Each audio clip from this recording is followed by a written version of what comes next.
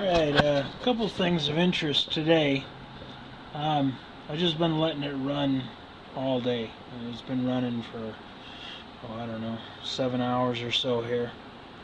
And you can see that sludge is really building up. Still have production here, but I'm wondering, I was doing some reading last night, and there is a byproduct that comes off this stuff, which is why people prepare it. You know, Bob Boyce developed a method of preparing this stuff, or your plates and your electrolyte, so you didn't get this kind of sludge and crap in there. And thinking it has more to do with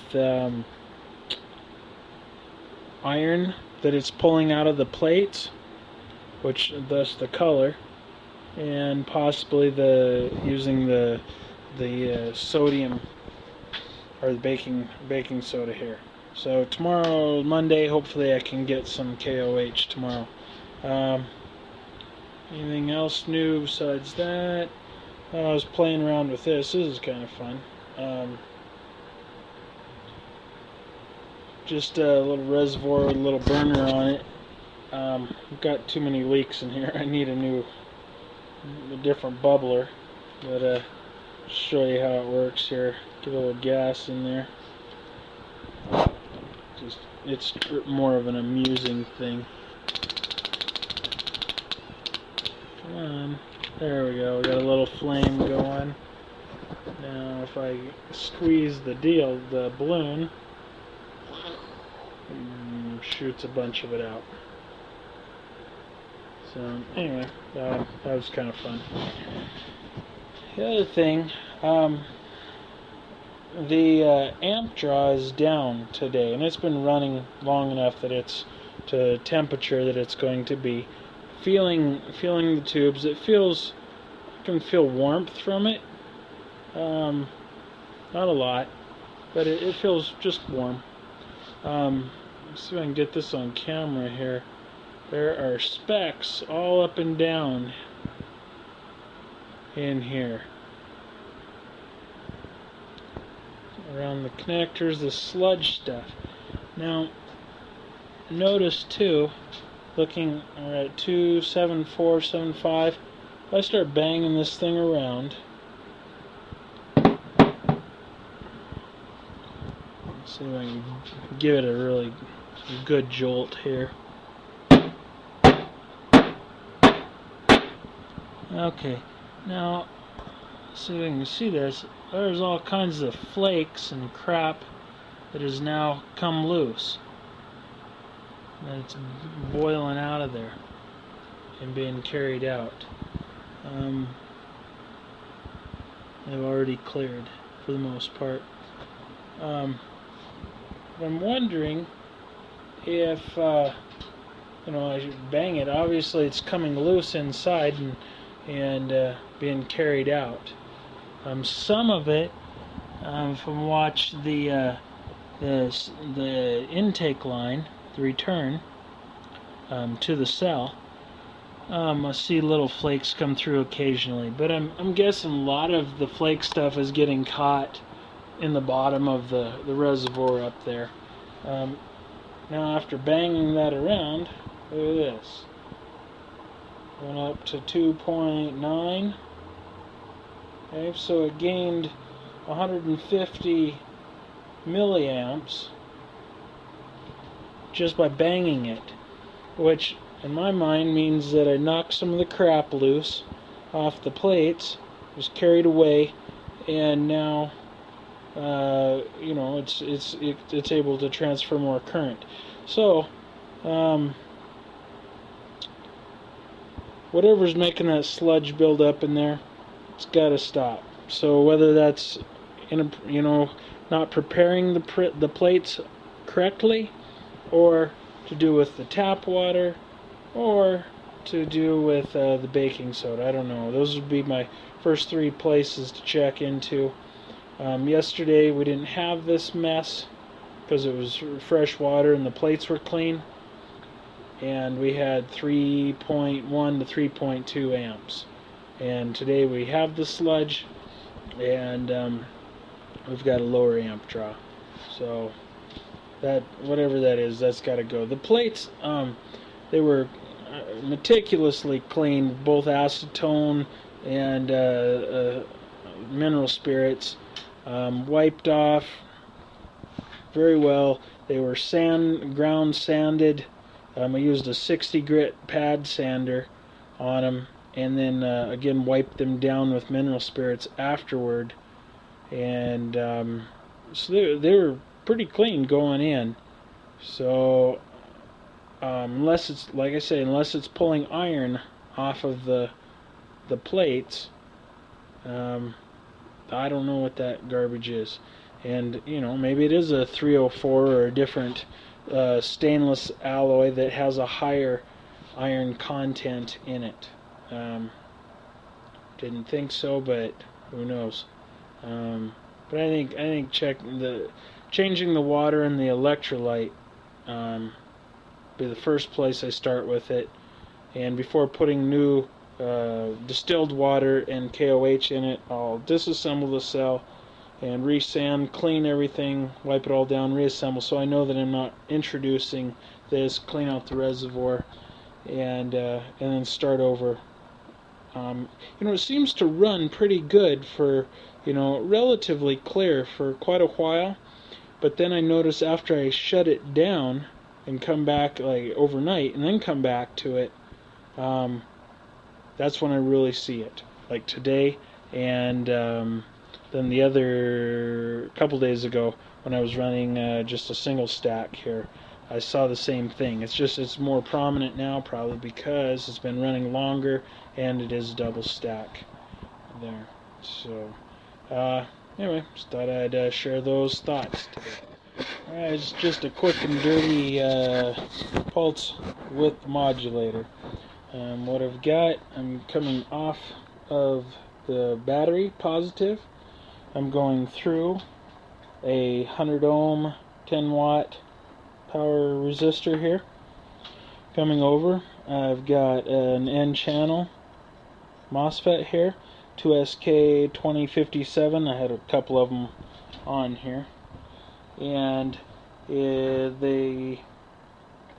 is a gate.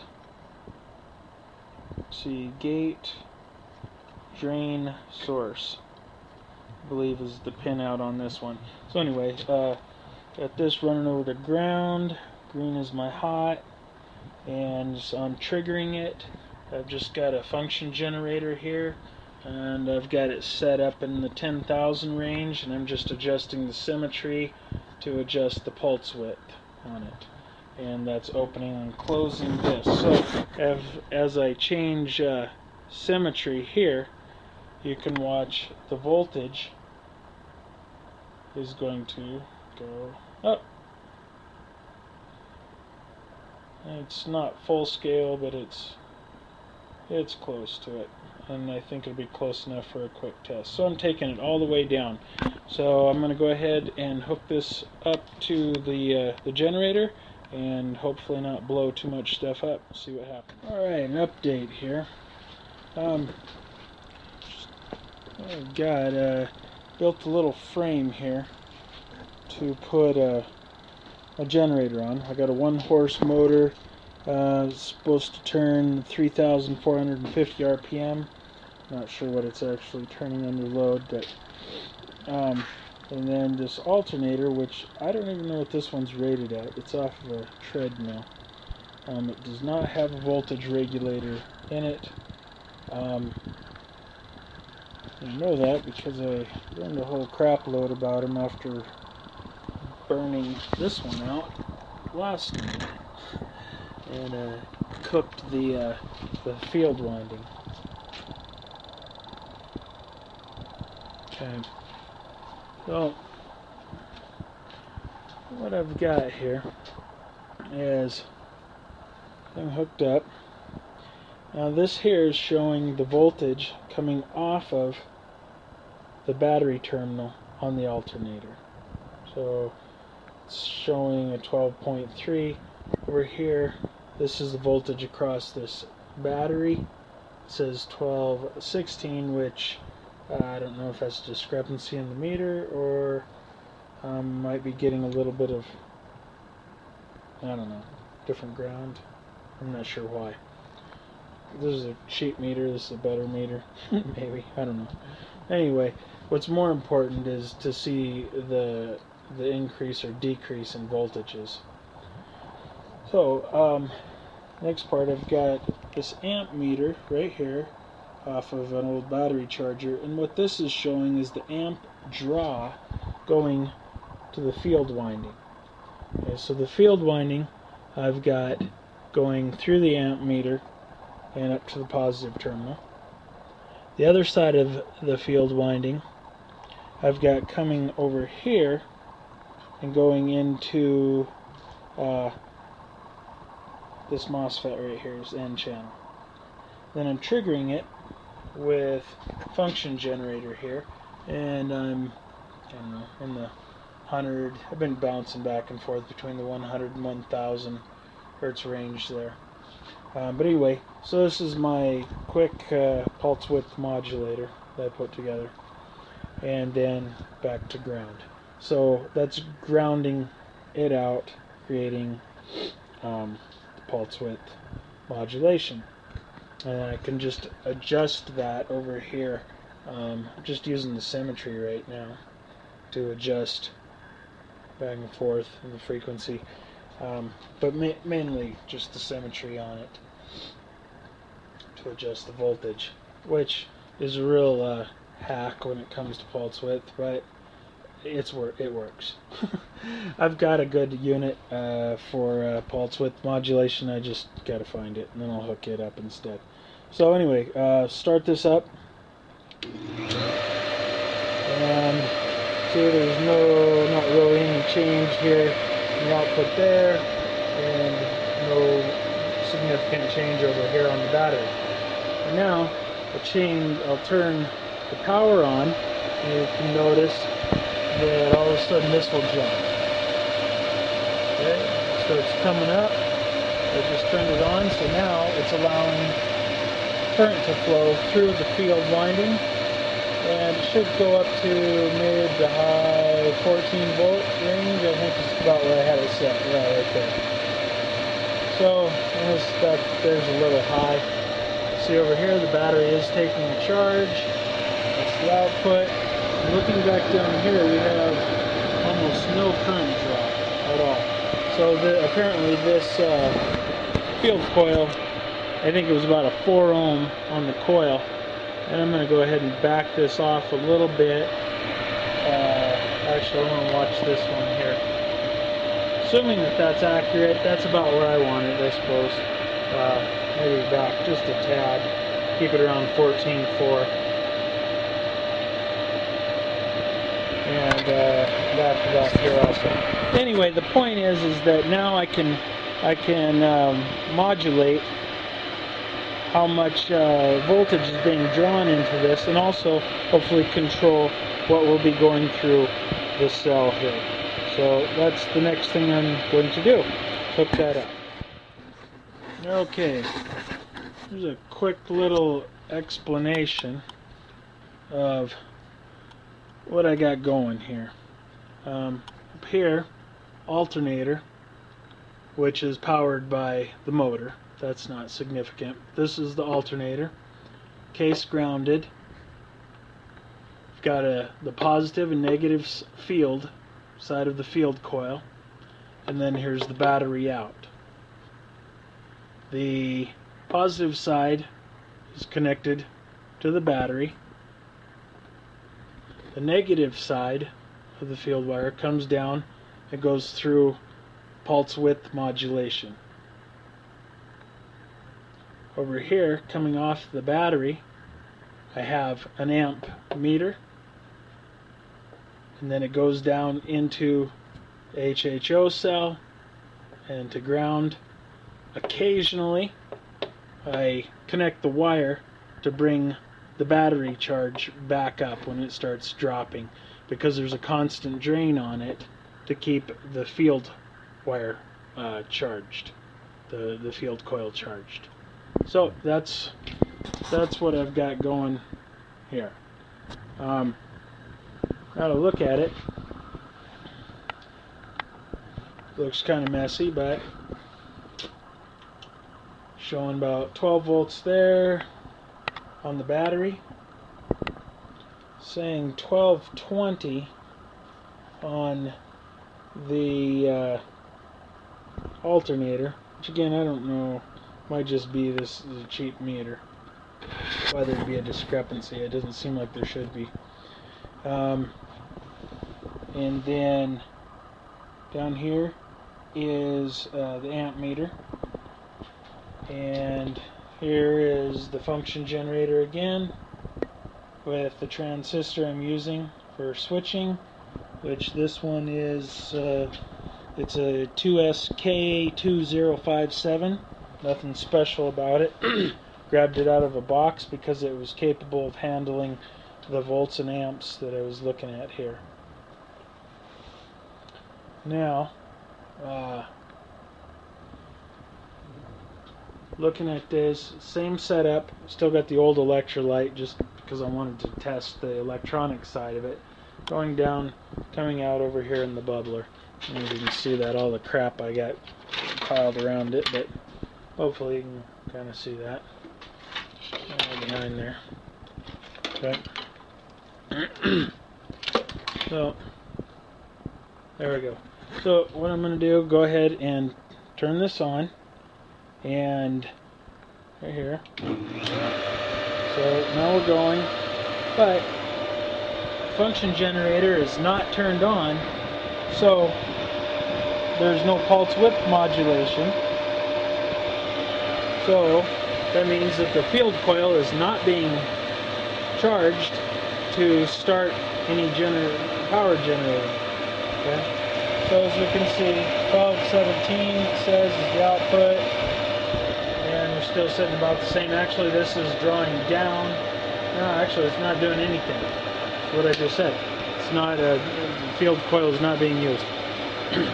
So first thing I'm going to do, I've got this little jumper here, goes directly. It's the one. This is my switch right here. Okay. So hook that on to charge the battery. Go ahead and I'll turn it on so the field will start being charged now. You see here, the voltage coming off of the battery terminal of the alternator is increasing. Also, the battery voltage is increasing. Now when it gets up to a certain point, here, and maybe I can set this closer, I'll try without making a big old mess. But when it gets to a certain point here, there we go. Hydrogen starts kicking out. Okay? Looking down at our amp meter, we're about 2.5 amps draw. But that's the battery being charged and a little bit of electrolysis going on. Okay? So we'll just kind of let this run for a second here. What I'll do, I'll go over here and I'll increase the symmetry here, which basically I'm widening my pulse, and you're going to see the voltage kick up. Okay? I'm kicking the voltage up, charge is going up, amp draw. I want to keep the amp draw within a reasonable rate here. Okay? So that's good enough at the moment. The battery's got enough juice in it that it's not going to go dead or go. I don't like going below about 12 volts on them. That's kind of gets hard on your battery. So I'll go ahead and disconnect this so it'll no longer be charging the battery, and all of the energy will then be going into the cell. Okay, I'll disconnect that, and you see the battery is starting going down. There's a float charge there. Now we look here, the actual voltage now is a lot higher because it's not on the battery, and you can see the amp draw is even down a little bit, voltage, we're getting some good electrolysis. Look at the bubbles coming out there. Okay, so I'm going to go ahead and top this off just a little bit more, basically to bring the amps up. Okay, so as I increase this width, pushes that amp up. And there's a slight drawing on the alternator. Okay? As I increase this, you can hear the load increase.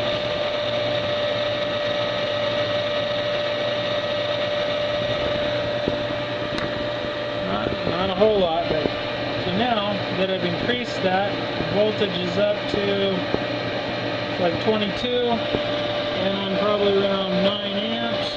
Again, this is all going into the cell, and this line now is pure white all the way up. I don't know if we can catch any of this, but it's pumping it through there. It's really pumping it through. And if we look over here, it's going nuts.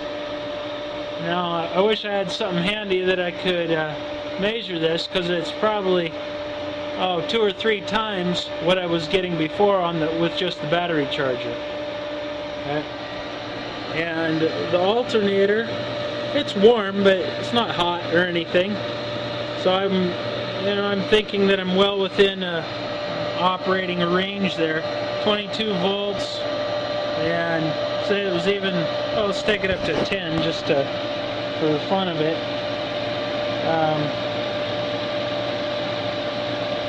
See here, I'll have to adjust the frequency just a bit to get it there. Whoa, right there. Okay, so 10 amps, 23 volts, roughly. So 230 watts. Okay, which is within the range, well within the range of most of these alternators. I don't know what this specific one is. It's kind of an oddball alternator. It's off of a big treadmill, not a automobile. So I'm not really sure what it's at. But looking over here, I mean, it's coming out of there pretty darn good. And right around the 10 amps. So there we go. Again, the pulse width is purely for controlling the charge on the field coil in the alternator. Okay, so it had nothing to do with sending a frequency into the cell. That's to come yet. That's when it'll get real fun. So. Well, I'm getting down here, so I'm going to blow 12. I'll hook this back up. Get it in here. Okay. And I'm going to back it off because that's hitting it way too hard there. I'd like it to be just over 14. Okay. Right in there, and as you can see, now the electrolysis has come almost to a complete stop. I mean, it's still just little bubbles here and there, but it's surging. And you see over here, it's just a bubble now and then. 15 amps on the alternator. Batteries up. Those are about 4 to 5 amps draw. Most of that's going in. Sorry about that. Most of that's going into the battery. And there you have it. So next step now, clean up my mess here. And now that I've got a functioning system, clean up my mess and turn this off. Turn this off so it's not draining. So I've got a functioning system, and so I'll clean it up here and make this a little more permanent, so I can move on to other testing without this mess here, which is kind of a hazard. So there you have it. I'll update you more later. Thanks.